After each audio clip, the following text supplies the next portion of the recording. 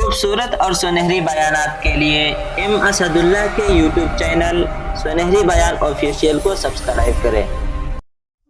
نحمده ونصلي على رسوله الكريم اما بعد فاعوذ بالله من الشيطان الرجيم بسم الله الرحمن الرحيم واعتصموا بحبل الله جميعا ولا تفرقوا واذكروا نعمة الله عليكم إذ كنتم أعداء فألف بين قلوبكم فأصبحتم بنعمته إخوانا صدق الله العظيم۔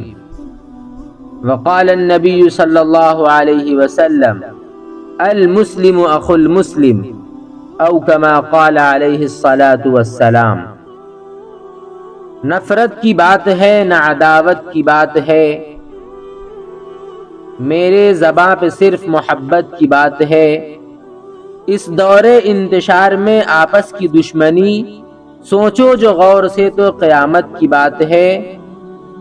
دیوار نفرتوں کی گراؤ تو بات ہے، انسان کا شعور جگاؤ تو بات ہے۔ ظلمت میں زندگی کی محبت کے نام پر قندیل دوستی کی جلاؤ تو بات ہے۔ میرے محترم بزرگوں اور دوستوں، آج مسلمانوں کے اندر نفرتوں اور عداوتوں کی خلیج اور آپسی تنازعات کی ایک مہلک بیماری ہر مسلمان کے رگ رگ اور ریشے میں سما چکی ہے۔ ہمارے اندر اختلافات تنازعات نے جنم لے لیا ہے۔ آج مسلمانوں کی مختلف جماعتوں میں اختلاف اور انتشار دکھائی دے رہا ہے۔ کوئی اپنے آپ کو وہابی کہتا ہے، کوئی اپنے آپ کو سنی کہتا ہے، کوئی اپنے آپ کو مودودی کہتا ہے، کوئی اپنے آپ کو شیعہ کہتا ہے۔ آج مسلمانوں کی مختلف جماعتوں نے، مسلمانوں کی مختلف تنظیموں نے اور مسلمانوں کی مختلف گروہ نے آپسی اختلافات اور انتشار کو ختم کر کے بھائی چارگی، محبت اور پریم کو ختم کر دیا ہے۔ ایسا کیوں ہو رہا ہے؟ اس کی وجہ کیا ہے؟ صرف ایک بنیادی وجہ ہے جس پر مسلمانوں کے تمام گروپ اور مسلمانوں کی تمام جماعتیں اکٹھا ہو سکتی ہے، متحد ہو سکتی ہے، ایک پلیٹ فارم پر آ کر رک سکتی ہے، اور وہ بنیاد قرآن اور حدیث ہے۔ کیونکہ قرآن پر شیعہ، سنی، وہابی، دیوبندی سب کا ایمان ہے، سب اس پر ایمان رکھتے ہیں اور سب ایک پلیٹ فارم پر آ سکتے ہیں، متحد ہو سکتے ہیں۔ برادران اسلام، آج نفرتوں اور عداوتوں کی خلیج کو مٹایا جا سکتا ہے، آپسی انتشار اور اختلافات کو دور کیا جا سکتا ہے۔ شرط یہ ہے کہ ہم قرآن کریم کی آواز پر لبیک کرنے والے ہوں، قرآن کریم کی تعلیمات پر عمل کرنے والے ہوں۔ قرآن پر ہمارا ایمان ہے، اس کے احکام پر بھی ہمارا ایمان ہے۔ قرآن ہمارا رہبر ہے، ہادی رسول کا فرمان ہے جس پر سب کچھ قربان ہے۔ میرے دوستو، تو آپ نے قرآن سے، اپنے قرآن سے پوچھیں، حدیث سے پوچھئے۔ قرآن کریم کہتا ہے، اللہ رب العزت قرآن کریم کے اندر ارشاد فرماتا ہے، انما المؤمنون اخوہ، مسلمان بھائی ہے۔ رب کائنات کا فرمان ہے، المسلم اخو المسلم۔ رب کائنات کا فرمان ہمیں ایک کہہ رہا ہے، اللہ کے رسول کا فرمان ہے، حدیث بھی ہمیں یہی ایک کہہ رہی ہے، المسلم اخو المسلم۔ تو پھر ہمارے اندر اختلافات نے جنم کیوں لیا؟ ہم تنازعات اور عداوات کے اندر مبتلا کیوں ہیں؟ ہم الگ الگ منفرد کیوں ہیں؟ اس کی وجہ کیا ہے؟ یاد رکھو، جس قوم و ملت نے اختلافات اور انتشار کو اختیار کیا، اس قوم و ملت نے کبھی بھی کامیابی اور کامرانی کا چہرہ نہیں دیکھا، اور جس قوم نے اجتماعات، بھائی چارگی، وحدت، انسانیت، پریم، محبت کو اختیار کیا، وہ قوم ہمیشہ کامیابی اور کامرانی کے اونچے اونچے پہاڑ پر نظر آئے۔ میرے دوستو، بزرگوں، شریعت اسلام نے محبت، اتحاد کو پسند کیا ہے۔ اللہ کے رسول نے اتحاد کو پسند کیا ہے، محبت کو پسند کیا ہے، اور شریعت اسلامیہ نے بھی محبت اور پریم اور بھائی چارگی کو پسند کیا ہے۔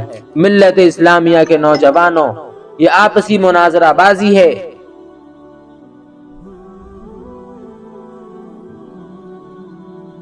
آپسی فرقہ بازی کب ختم کرو گے؟ یہی وجہ ہے کہ سینکڑوں غیر مسلمان ہونے سے رک گئے۔ ہماری اختلافات کو دیکھ کر کے، ہماری جو آپس میں اختلافات ہے، جو آپس میں بنتا ہے، ان چیزوں کو دیکھ کر کے سینکڑوں غیر مسلم مسلمان ہونے سے رک گئے۔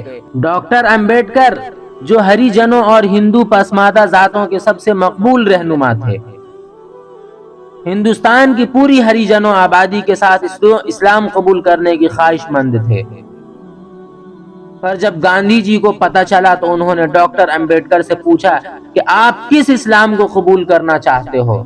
شیعہ مسلمان ہونا چاہتے ہو تو اس میں بھی بہت سی مذہبی فرقے ہیں، کس فرقے کا اسلام قبول کرو گے؟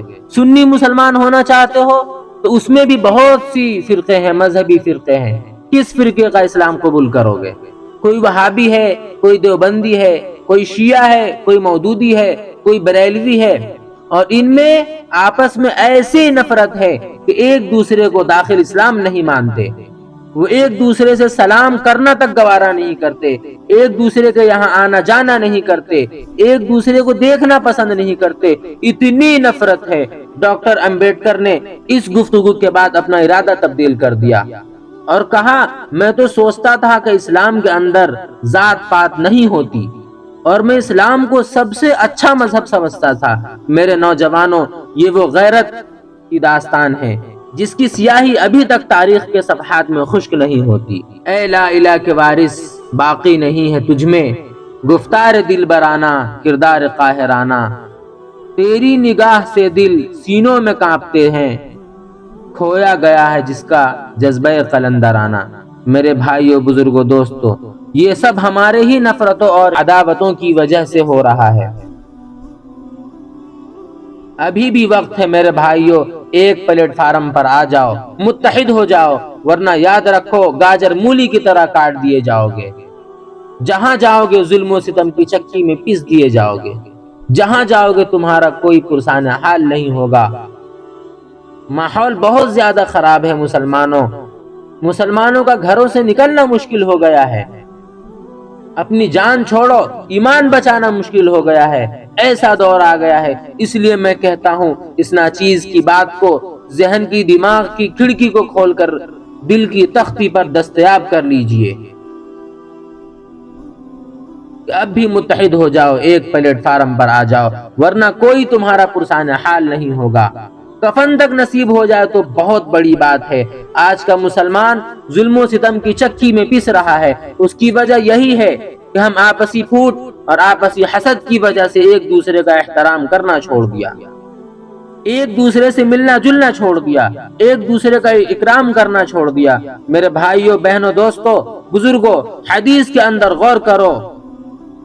اللہ کے رسول صلی اللہ علیہ وسلم کا فرمان ہے، المؤمن للمؤمن یصد بعضہ بعضا، کہ ایک مومن دوسرے مومن کے لیے ایسا ہے جیسے ستون کو ایک دوسرے میں باندھا گیا ہے۔ حدیث کے اندر غور تو کرو، چاروں سو وحدت، محبت، پریم ہی نظر آئے گی، لیکن آج کوئی ایمان والا جو فرمان رسول پر عمل کرنے کا دعویٰ کرتا ہے، آپسی اختلافات کے اندر پڑا ہوا ہے۔ میرے عزیز دوستو، جب قرآن ہمیں ایک کہہ رہا ہے تو پھر ہمارے اندر اختلافات نے جنم کیوں لیا؟ مسلمان ہو تو میرے دوستو شرط یہ ہے کہ مل جل کر رہو۔ قرآن کہہ رہا ہے، ایھا المؤمنون اخوہ، حدیثیں کہہ رہی ہیں، المسلم اخو المسلم، تو پھر ہمارے اندر یہ اختلافات کیوں؟ میرے دوستو، ظلم و ستم کا مقابلہ کرنے کے لیے جماعتی قوت درکار ہے، اس کے بغیر کوئی چارہ نہیں ہے۔ میرے دوستو، اگر ہم مل جل کر زندگی گزاریں تو کسی کی کیا مجال کہ ہمیں ترچھی نگاہ سے دیکھ لے۔ ایک ہو جائے تو بن سکتی ہے خورشید و مبیں، ورنہ ان بکھرے ہوئے تاروں سے کیا بات بنے۔